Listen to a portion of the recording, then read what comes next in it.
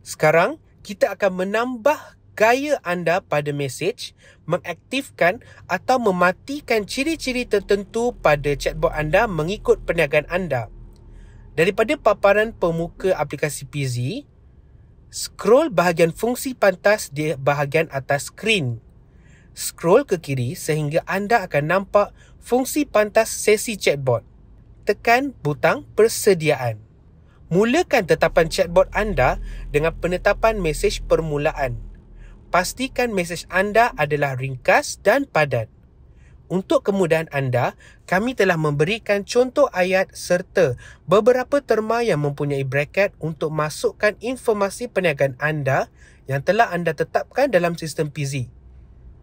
Contohnya anda boleh lihat, kami sudah menyediakan terma braket untuk masukkan waktu operasi anda secara automatik. Jadi, anda tidak perlulah untuk bersusah payah menyenaraikan waktu operasi. Anda hanya perlu ubah ayat untuk tambah sentuhan personal kepada interaksi chatbot bersama pelanggan. Nak chatbot bantu pelanggan untuk periksa status pesanan mereka? Tekan kotak kecil sebelah kiri dan masukkan nama label butang. Nak chatbot kongsikan pautan peta Google kepada pelanggan untuk lokasi kedai anda? Tandakan kotak kecil ini dan typekan nama label. Nak chatbot layan pelanggan untuk buat tempahan? Tekan kotak kecil ini dan masukkan label butang. Setelah siap, anda boleh lihat pratonton mesej untuk struktur paparan mesej WhatsApp kepada pelanggan. Jika berpuas hati, tekan butang seterusnya. Ketengahkan kategori produk yang biasanya menarik minat pelanggan anda. Pilih dari kategori yang telah anda cipta sebelumnya di skrin item katalog. Anda boleh memilih sehingga 12 jenis kategori. Sediakan mesej untuk ketengahkan kategori istimewa atau bantu pelanggan anda memilih sebarang kategori yang mereka ketinggalan. Contohnya, produk popular, produk yang ada promosi perayaan atau hari istimewa dan sebagainya. Anda boleh lihat struktur mesej yang dicipta pada bahagian ruangan pratonton mesej. Jangan padamkan sebarang terma braket untuk memastikan sistem dapat memberikan informasi yang sedia ada mengikut ketetapan sistem anda. Setelah selesai dan berpuas hati, tekan butang seterusnya. Ini adalah bahagian tetapan chatbot untuk kongsikan pautan kedai mengikut kategori yang pelanggan pilih. Anda hanya perlu ubah ayat untuk tambah sentuhan personal kepada interaksi chatbot bersama pelanggan. Anda boleh lihat struktur mesej yang dicipta pada bahagian ruangan pratonton mesej. Jangan padamkan sebarang terma braket untuk memastikan sistem dapat memberikan informasi yang sedia ada mengikut ketetapan sistem anda. Setelah selesai dan berpuas hati, tekan butang seterusnya.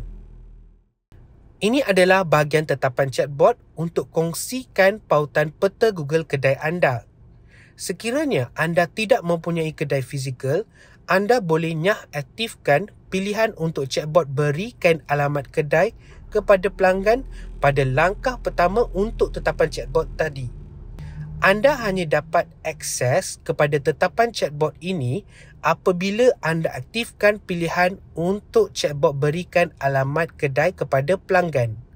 Pada bahagian ini, anda boleh masukkan arahan tempat letak kereta. Anda juga boleh mengubah ayat untuk tambah sentuhan personal kepada interaksi chatbot bersama pelanggan. Anda boleh lihat struktur mesej yang dicipta pada bahagian ruangan pratonton mesej. Jangan padamkan sebarang terma braket untuk memastikan sistem dapat memberikan informasi yang sedia ada mengikut ketetapan sistem anda. Setelah selesai dan berpuas hati, tekan butang seterusnya. Ini adalah bahagian tetapan chatbot untuk meminta pelanggan menaipkan ID pesanan mereka bagi sistem memeriksa status pesanan. Dalam ruangan ini juga, pelanggan akan dapat pautan untuk periksa ID pesanan mereka melalui web. Anda hanya perlu ubah ayat untuk tambah sentuhan personal kepada interaksi chatbot bersama pelanggan. Anda boleh lihat struktur mesej yang dicipta pada bahagian ruangan pratonton mesej.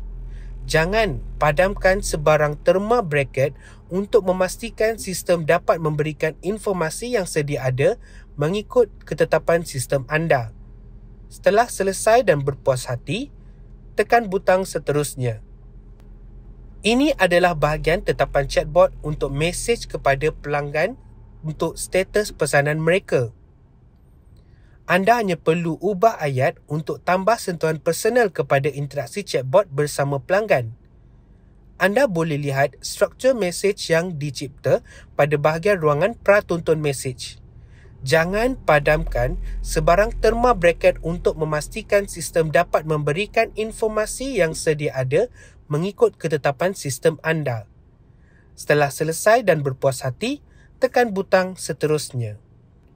Ini adalah bahagian tetapan chatbot untuk mesej kepada pelanggan apabila input nombor ID pesanan mereka yang dihantar tidak sah.